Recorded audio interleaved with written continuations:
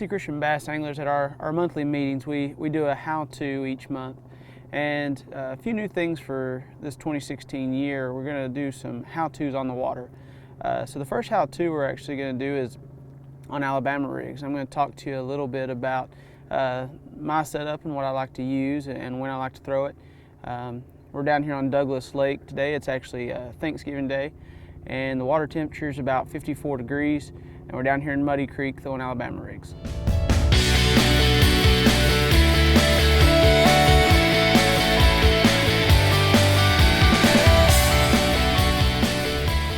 All right, so when it comes to Alabama rigs, there's a lot of different brands out there and different makes.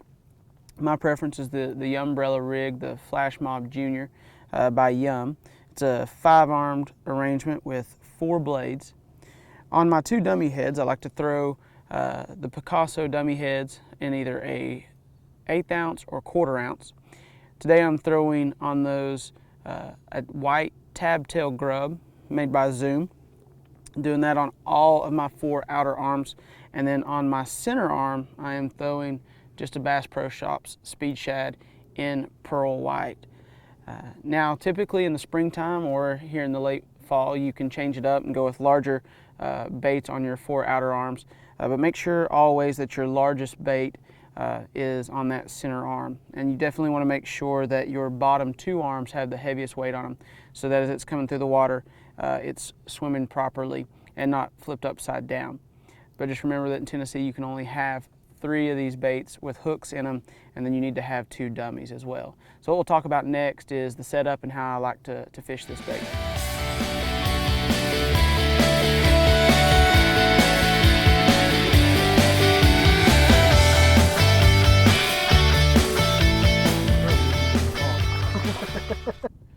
All right, so as far as my basic setup goes, I have a 6-4-1 bait cast reel, and as far as line, it's 25-pound fluorocarbon Bass Pro XPS.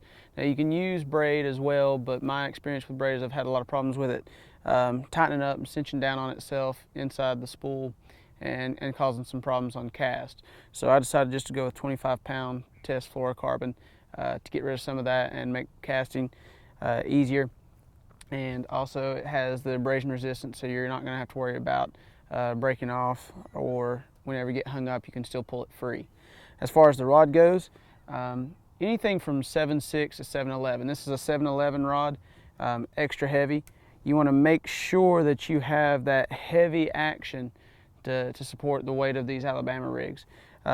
So make sure that you have a good long rod to make it easier to cast, and then that 25-pound fluorocarbon or 35 to 50-pound braid will be necessary whenever you're throwing these Alabama rigs. Now, one important thing when casting this Alabama rig is you're not going to have that same whip action that you would with a typical bait. You're going to want to make sure that you allow it to load before you cast, and almost just tossing it out there.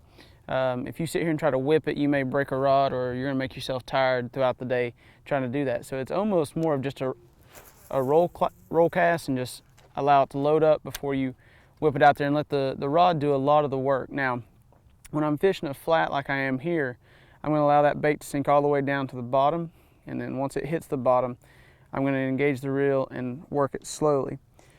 Now when I first start to reel, I'm going to give it a couple twitches just to really make sure that the baits on that Alabama rig have cleared themselves, or not hooked on each other.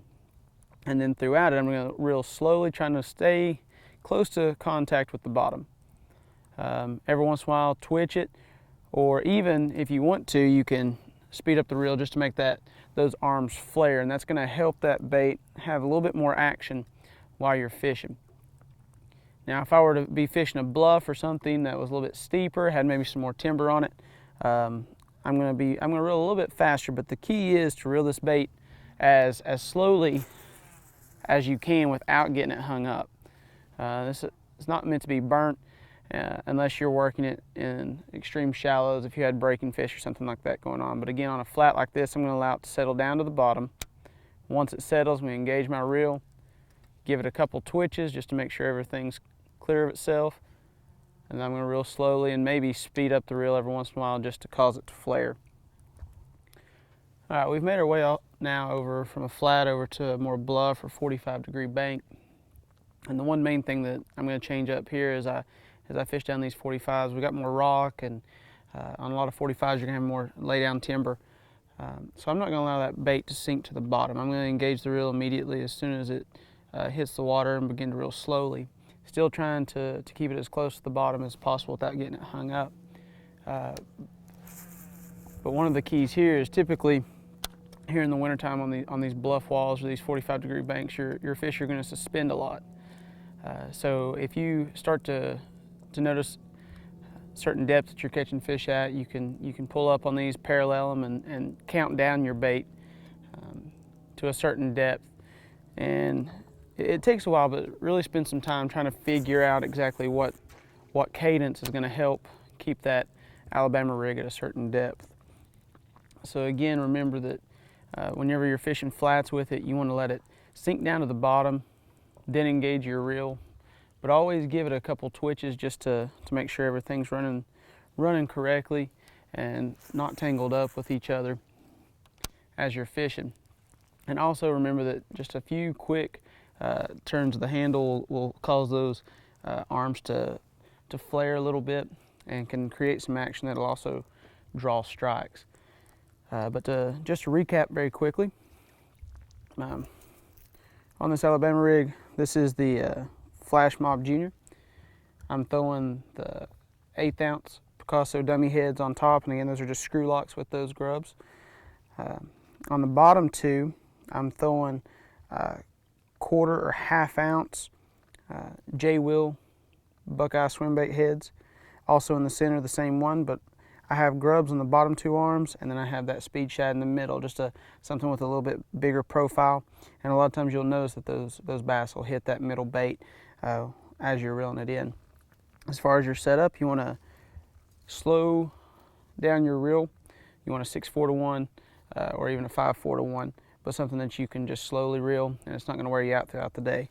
Either 35, 50-pound braid or 25-pound fluorocarbon for your line, and somewhere between a 7.6 to 7.11 heavier, extra heavy action rod. It's going to help support that weight of that Alabama rig. I hope you enjoyed this how-to on the water. We'll see you next time.